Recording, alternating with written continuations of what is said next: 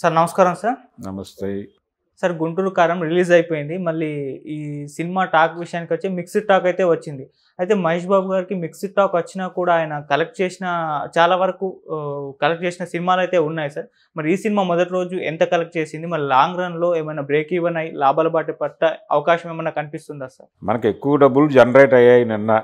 First day collections వాళ్ళ పాత cinema కంటే కొద్దిగా ఎక్కువ వచ్చినాయి. ఎక్కువ బీభత్సంగా ఎక్కువ రాలేదు. సర్కారు వారి పాట కంటే కూడా 2 ఏళ్ల తర్వాత వచ్చిన మహేష్ బాబు సినిమా ఇది. ఈ 2 ఏళ్లలో కొంచెం ఎడ్జ్ పెరిగింది. ఈ సినిమాకి ఎక్కువ షోస్ వేయటం వలన వచ్చింది. యాక్చువల్గా కలెక్షన్ చూసుకుంటే సర్కారు వారి పాట కంటే ఇది పెరిగింది ఏం కనిపించలా. కానీ పెరిగింది అనే ఉద్దేశంతో వాళ్ళు సెలబ్రేషన్స్ కూడా చేశారు అభిమానులు నిన్న. వాళ్ళు కూడా చాలా క్రిటికల్గా ఈరోజు కలెక్షన్స్ మీద మాత్రమే మేము సెలబ్రేట్ చేసుకుంటున్నాము, సినిమా విషయంలో మాకుండే డౌట్స్ మాకున్నాయన్నారు అభిమానులు. వాళ్ళు కూడా పూర్తిగా సాటిస్ఫై అవ్వాల సినిమా మీద. సినిమా చూసి మహేష్ బాబు లాక్కెళ్తున్నాడు తప్ప డైరెక్టర్ మీద వాళ్ళకి కోపం ఉంది. ఆ గొడవ నిన్న ఈవినింగ్ వాళ్ళ సెలబ్రేషన్లో స్పష్టంగా కనిపించింది కూడా.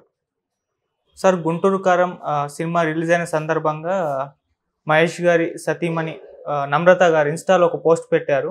ఆ పోస్ట్లో చూసుకుంటే ఒక వీడియో క్లిప్ జగన్ గారు అండ్ మహేష్ బాబు గారు వీళ్ళిద్దరూ ఉన్న ఒక ఎడిటింగ్ చేసిన వీడియో ఉంది సార్.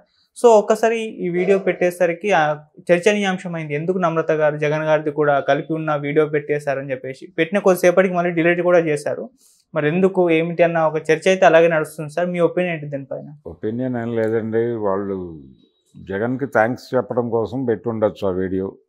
అంటే ఆంధ్రప్రదేశ్ ప్రభుత్వం సినిమాల విషయంలో కొంచెం అదో తరహాలో వ్యవహరించడం అనేది మొదటి నుంచి కనిపిస్తోంది. అంటే జగన్ ముఖ్యమంత్రి అయిన దగ్గర నుంచి కనిపిస్తోంది ఆ ధోరణి. అలాగే హీరోలు వెళ్ళి ప్రత్యేకంగా కలవటం.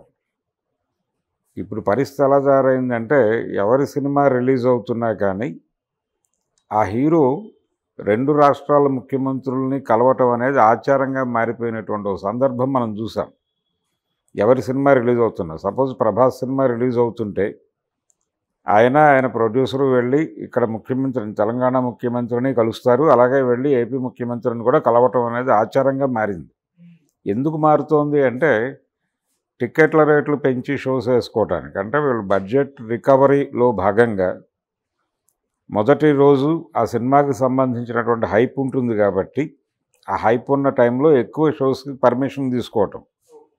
ఎక్కువ షోస్ అంటే ఇప్పుడు సపోజ్ సంక్రాంతి లాంటి పండగకి రిలీజ్ అయ్యే సినిమాలకి స్క్రీన్ షేరింగ్ ఉండేది. థియేటర్ షేరింగ్ నుంచి స్క్రీన్ షేరింగ్కి మారి అది షో షేరింగ్గా మారిన సందర్భం ఇప్పుడు. కాబట్టి ఎక్కువ షోస్ వేసుకుంటే మొదటి రోజు ఎక్కువ లాభాలు వస్తాయి. అందుకని మిడ్నైట్ నుంచి మొదలుపెట్టి, మిడ్నైట్ మాత్రమే కాదు, నిజానికి ముందు రోజు సాయంత్రం నుంచే మొదలుపెట్టి షోస్ వేస్తున్నారు. 12వ తారీఖు రిలీజ్ అంటే 11వ తారీఖు సాయంత్రం 7 నుంచే షోస్ పడిపోతున్నాయి. చాలా థియేటర్స్లో ఆడుతున్న సినిమాని ఆపేసి చేసేస్తున్నారు. ఈ ధోరణికి అనుమతి ఇస్తోంది ప్రభుత్వం. ఆ అనుమతి కోరుతూ కలుస్తున్నారు వీళ్ళు ముఖ్యమంత్రుల్ని. ఈ అనుమతులు ఇచ్చినందుకు గాను థ్యాంక్స్ చెప్తున్నారు. ఎప్పుడైతే ఈ ప్రివిలేజ్ పొందుతోందో ప్రభుత్వం, అంటే వీళ్ళు వచ్చి బతిమాలటం దాకా వెళ్తున్నారు. ఆ మధ్య చిరంజీవి గారు చాలా వినమ్రతతో కోరుకున్నాడు ఆచార్య టైంలో, షోస్కి పర్మిషన్ ఇవ్వండి అన్న టైప్లో. అలాగే రేట్లు పెంచుకోవడానికి అనుమతి ఇవ్వండి అని ముఖ్యమంత్రి జగన్ ఆయన రిక్వెస్ట్ చేసినటువంటి ధోరణి మీద చాలా ట్రాల్ జరిగింది. మరీ అంత వినమ్రత అక్కర్లేదు అన్నయ్య అని చెప్పి చాలామంది సినిమా వాళ్ళే మాట్లాడేశారు. కాబట్టి దీన్ని వాళ్ళు ఎంజాయ్ చేస్తున్నారు. పొలిటీషియన్స్ కూడా ఎంజాయ్ చేస్తున్నారు అనేది మనకు కనిపిస్తుంది విజిబుల్గానే. పర్టికులర్గా ఏపీ గవర్నమెంట్ నుంచి. ఏపీ గవర్నమెంటు సినిమా రంగంతో వ్యవహరిస్తున్న తీరు కొంచెం డిఫరెంట్గా కనిపిస్తుంది. పర్టికులర్గా తెలంగాణతో కంపేర్ చేస్తే తెలంగాణ ప్రభుత్వం ఎప్పుడూ ఆ ఏరియాలో ఇష్యూ కాలేదు. కానీ ప్రతి సినిమా రిలీజ్ విషయంలోనూ ఏపీ ప్రభుత్వం ఇష్యూగా మారుతోంది. అది కూడా జగన్ గారు వచ్చిన తర్వాత. అందులో భాగంగానే ఇప్పుడు నమ్రత పెట్టినటువంటి వీడియో, గుంటూరు కారం సినిమాకి స్పెషల్ షోస్కి వీళ్ళు అమ్ముకున్నటువంటి రేట్లకి టిక్కెట్లు చాలా భారీగా పెంచి అమ్ముకోవటానికి కూడా వాళ్ళు అబ్జెక్ట్ చేయాలి, అనుమతి ఇచ్చారు. అలాగే పొలిటికల్ రైవలరీ ఉన్నటువంటి సినిమాలకి ఏపీలో పవన్ కళ్యాణ్ సినిమా, అది భీమ్లా నాయక్ కావచ్చు, దానికి ముందు దాని తర్వాత వచ్చినటువంటి బ్రో సినిమాకి కావచ్చు, అంతకుముందు వచ్చిన వకీల్ సాబ్కి కావచ్చు, థియేటర్ల దగ్గర ఎంఆర్ఓ స్థాయి అధికారుల్ని కూర్చోబెట్టి టికెట్లు దాని మీద రాసినటువంటి రేటుకే అమ్ముతున్నారా లేదా అని చెక్ చేశారు. మొదటి 3 రోజులు దాదాపు గవర్నమెంట్ స్టాఫ్ అంతా అదే పనిగా అక్కడ కూర్చున్నారు. అది కూడా చూసాం మనం. అంత కేర్ తీసుకుంటున్నారు. ఎక్కువ ధరలకు సినిమాలు టికెట్లు అమ్మకుండా అంత కేర్ తీసుకున్నటువంటి గవర్నమెంట్ మీ ఇష్టం వచ్చిన రేటుకి అమ్ముకోమని పర్మిషన్ ఇచ్చింది కదా వీళ్ళకి. కాబట్టి దానికి థ్యాంక్స్ చెప్పుకోవాలనుకుని ఉండొచ్చు ఆవిడ. అందుకని మొదటి రోజు పైగా వరల్డ్ వైడ్ మంచి కలెక్షన్సే వచ్చినాయి దానికి. దాదాపు 50 నుంచి 60 మధ్యలో కొన్ని ఒక అభిప్రాయం ప్రకారం 60 నుంచి 70 దాకా కూడా కలెక్ట్ చేసిందని చెప్తున్నారు. కానీ 50 నుంచి 60 అనేది రీజనబుల్ ఫిగర్. అంటే వరల్డ్ వైడ్ కలెక్షన్స్ చెప్తున్నా, గ్రాస్ కాదు. కాబట్టి ఆ లెవెల్ కలెక్షన్స్ రావటానికి ఏపీ గవర్నమెంట్ కూడా దోహదపడింది. అదేమీ పాన్ ఇండియా సినిమా కాదు, బయట మార్కెట్కి వెళ్ళిన సినిమా కాదు, తెలుగు మార్కెట్ వరకు కన్ఫైన్ అయి తీసినటువంటి సినిమా. కాబట్టి ఈ ఏరియాలో తెలంగాణ మార్కెట్ బాగానే కలెక్ట్ చేసింది. అది ఏపీ మార్కెట్లో కూడా మంచి వసూళ్లు రాబట్టడానికి దోహదపడినందుకు కాను ఆయనకు థ్యాంక్స్ చెప్తూ ఆ వీడియో చేసింది ఆవిడ. అదే వీడియోలో ఇంకొంచెం జెంటిల్గా, అంటే ప్రెజర్ ఉంది, ఏపీ గవర్నమెంట్ ఎలా రియాక్ట్ అవుతుంది, మన సినిమా పట్ల ఎలాంటి అభిప్రాయం కనబరుస్తుంది అనేటువంటి ఆందోళన సినిమా రంగంలో ఉంది అనటానికి ఈ వీడియో నిదర్శనం. అందుకని తెలంగాణ ప్రభుత్వానికి కూడా థ్యాంక్స్ చెప్పాలనే ఐడియా రాలేదు ఆవిడకి. రేవంత్ రెడ్డి గారికి కూడా థ్యాంక్స్ చెప్తూ ఇద్దరు ఫోటోలు పెట్టి చేస్తుంటే అసలు గొడవే ఉండకపోను కదా. తెలంగాణలో అసలు ఎప్పుడూ ప్రెజర్ పెట్టలేదు కాబట్టి వీళ్ళని ఎవరూ పట్టించుకోవట్లే. ఇప్పుడు తమ గుర్తింపు సమస్యగా ఫీల్ అయితే రేవంత్ రెడ్డి ఇమ్మీడియట్గా సినిమాలకు షోస్ వేయకండి, 3 ఆటల కంటే వేయకండి అంటే అప్పుడు దారిలోకి వస్తారు వీళ్ళు. కాబట్టి వీళ్ళు లూజ్గా ఉన్నారు కాబట్టి వీళ్ళకి దండం పెట్టకుండా, గౌరవప్రదంగా వ్యవహరిస్తున్న వాళ్ళకి దండం పెట్టకుండా దుర్మార్గంగా బిహేవ్ చేసిన వాళ్ళకి దండం పెట్టడం కదా ఇది. దీని మీద కామెంట్స్ మొదలైపోయినాయి ఆవిడ వీడియో పెట్టిన మరుక్షణమే. రెండోది, మొదటి నుంచి కూడా కృష్ణ గారి కుటుంబం పొలిటికల్గా కొంత కాంగ్రెస్ లీనియంట్గానే వ్యవహరిస్తూ వస్తోంది. రామారావు గారి అభిమానిని అని చెప్పుకునేవాడు ఆయన. కృష్ణ గారు నేను ఎన్టీ రామారావు గారి అభిమాని అని ఆయన ప్రతి ఇంటర్వ్యూలోనూ స్పష్టంగా చెప్పుకునేవాడు. కానీ రామారావు గారు టీడీపీ పెట్టినప్పుడు అడిగాడు ఆయన, నేను పొలిటికల్ పార్టీ పెడదాం అనుకుంటున్నాను, నీకు ఏమన్నా ఐడియా ఉంటే చెప్పు అన్నాడు ఆయన. వయ్యారి భామలు వగలమారి భర్తలు అనే సినిమా షూటింగ్లో ఆయన నో చెప్పాడు. కానీ ఆ తర్వాత కాంగ్రెస్ పార్టీలో చేరాడు. రామారావు గారి మీద దాదాపు 7-8 సినిమాలు తీసాడు ఆయన. డబ్బులు ఖర్చు పెట్టుకుని నష్టపోయాడు. కాబట్టి వాళ్ళు మొదటి నుంచి కొంచెం కాంగ్రెస్ వైపు ఉండేవాడు. కాంగ్రెస్ నుంచి ఎంపీగా 2 సార్లు పోటీ చేశాడు ఆయన. ఒకసారి గెలిచాడు, ఒకసారి ఓడిపోయాడు.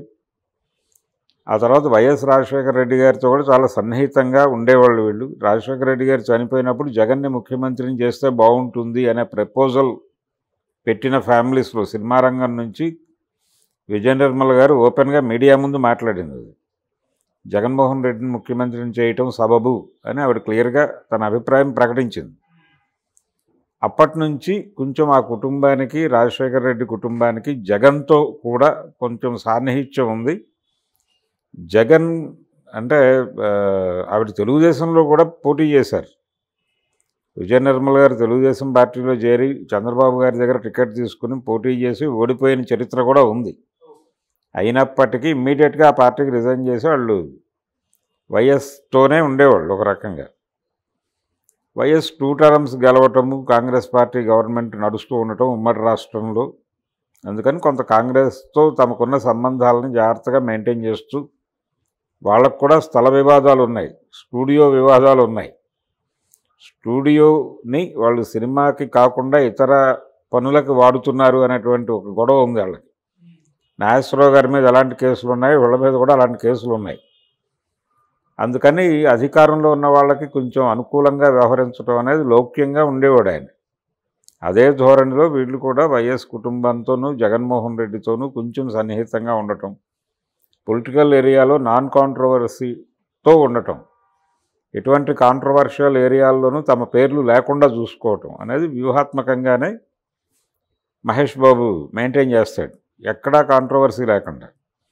అలాగే గుంటూరు కారం సినిమాలో కూడా 2 డైలాగ్స్ ఉంటాయి. ఒకటేమో నేను సెల్ఫ్ మేడ్ మ్యాన్ని చిరంజీవిలాగా అంటాడు ఆయన, ఓ డైలాగ్.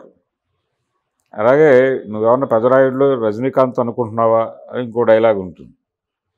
ఎందుకు వాంటెడ్గా పెట్టారు ఈ డైలాగులు అంటే పెద్ద హీరోల సినిమాల్లో ఇంకొక హీరో ప్రస్తావన ఎక్కువగా ఉండదు, చాలా తక్కువ సందర్భాల్లో చూస్తాం.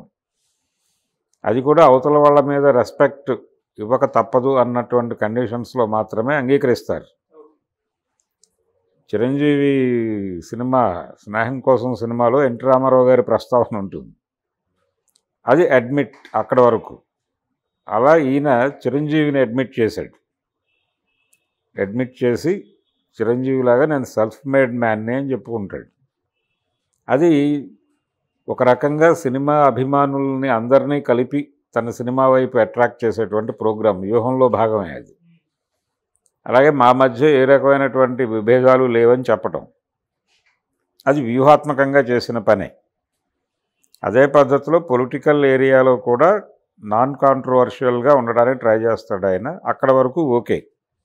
కానీ ఈ వీడియో పెట్టడం వల్ల ఏమైందంటే వీళ్ళు మరీ భజన వ్యవహారం అయిపోయింది అనే అభిప్రాయం చాలామంది మాట్లాడటం పెట్టిన మరుక్షణమే. దాంతో ఇమ్మీడియట్గా వీళ్ళు రకరకాల విండోస్ ఓపెన్ అయినాయి. ఈ వీడియో ప్రమోట్ అయితే తెలంగాణ ప్రభుత్వం గాయపడితే, తెలంగాణలో కొత్తగా ఏర్పడినటువంటి ప్రభుత్వం గాయపడితే అది 2 నెలల కాపురమే. ఏపీ గవర్నమెంట్ రేపు ఎన్నికలు వస్తున్నాయి, ఈ పార్టీ ఉంటుందా వేరే పార్టీ వస్తుందా అనేది తెలియని వ్యవహారం. ఈ ప్రభుత్వం కొత్తగా ఏర్పడింది, ఇది 5 ఏళ్ళు కాపురం చేయాల్సిన వ్యవహారం. ఈ ముఖ్యమంత్రిని ఈ ప్రభుత్వాన్ని నెగ్లెక్ట్ చేసి, పైగా ఎక్కువ షేర్ వచ్చింది ఇక్కడే, నైజాంలో కలెక్ట్ చేసిన షేరే మేజర్ షేర్. అటువంటి రాష్ట్రాన్ని వదిలిపడేసి మీరు ఎక్కువ షోస్ వేసింది కూడా ఇక్కడే కంపారిటివ్గా ఏపీతో పోలిస్తే, అలాంటి దాన్ని వదిలిపెట్టేసి మీరు జై జగన్ అనేస్తే అలాగే అనే అభిప్రాయం అభిమానుల నుంచి కూడా వ్యక్తమైంది. దాంతో వీళ్ళు వెంటనే వీడియోని డిలీట్ చేసేసి సైలెంట్గా ఉన్నారు. కానీ అప్పటికే జరగాల్సిన ప్రమాదం జరిగిపోయి దాన్ని డౌన్లోడ్ చేసి రకరకాల ప్లేసుల్లో దాన్ని ప్రమోట్ చేస్తారు. ఇది జరుగుతుంది. అంటే పాత సామెత ఒకటి ఉంది, అడుసు తొక్కనేలా కాలు కడగనేలా అని. పోస్ట్ పెట్టనేలా డిలీట్ చేయనేలా అనే పద్ధతిలో మార్చి మాట్లాడుతున్నారు నమ్రత గారి వీడియో మీద. అందుకని ఆ పని చేసేటప్పుడు మనం థ్యాంక్స్ చెప్పాలి ప్రభుత్వానికి అనుకోవడంలో తప్పేం లేదు. ఇలాంటి వీడియోస్ పోస్ట్ చేసేటప్పుడు కొంచెం జాగ్రత్తగా ఆలోచించి, ఒక జగన్ ఫోటో ఒకవైపు రేవంత్ రెడ్డి గారి ఫోటో, మధ్యలో మహేష్ బాబు ఫోటో పెట్టి చేసుంటే అసలు వీడియో తీసేయాల్సిన పరిస్థితి వచ్చిండేది కాదు. అందుకని ఇప్పటికైనా సరే తెలంగాణ ప్రభుత్వానికి ఇవ్వాల్సినటువంటి గౌరవాన్ని ఖచ్చితంగా ఇవ్వాలి. ఆల్రెడీ ఒక గొడవ అయింది ఇంతకుముందు. ఏది? కొత్త ప్రభుత్వాన్ని అభినందిస్తూ సినిమా రంగం నుంచి ఎవరూ వెళ్ళలేదు ఇమ్మీడియట్గా. అంటే జనరల్గా పాత రోజుల్లో ఎలా ఉండేదంటే, కొత్త గవర్నమెంట్ ఫామ్ అవగానే సినిమా రంగంలో పెద్ద హీరోలు అనుకున్న వాళ్ళందరి నుంచి ఆటోమేటిక్గా వాళ్ళకి విషస్ చెప్తూ పేపర్ ప్రకటనలు వెళ్ళిపోయేవి. అవి ఒక్కొక్కసారి వివాదాస్పదం కూడా అయ్యేవి. రాజండ్ల భాస్కర్రావు గారు రామారావు గారికి వెన్నుపోటు పొడిచి ముఖ్యమంత్రి అవగానే పద్మాలయ కంపెనీ నుంచి ఆటోమేటిక్గా ఒక యాడ్ వెళ్ళిపోయింది ఆయనకు శుభాకాంక్షలు చెప్తూ. అది చూసినటువంటి రామారావు గారి అభిమాన సినిమా గణం ఉంటుంది కదా, నిర్మాతలు, డైరెక్టర్లు, వాళ్ళందరూ భగ్గున మండిపడ్డారు ఆయన మీద, కృష్ణ మీద. తర్వాత కృష్ణ గారు చెప్పుకున్నాడు, అది ఆటోమేటిక్గా మన ప్రమేయం లేకుండానే వెళ్ళిపోయింది ఆ యాడ్. కొత్త ముఖ్యమంత్రి ఎవరు వచ్చినా మేము ఒక యాడ్ వెళ్ళిపోతుంది మా ఆఫీస్ నుంచి, ఆ పద్ధతిలో వెళ్ళింది తప్ప వాంటెడ్గా ఇచ్చింది కాదని ఆయన వివరణ ఇచ్చుకున్నాడు ఆ రోజుల్లో.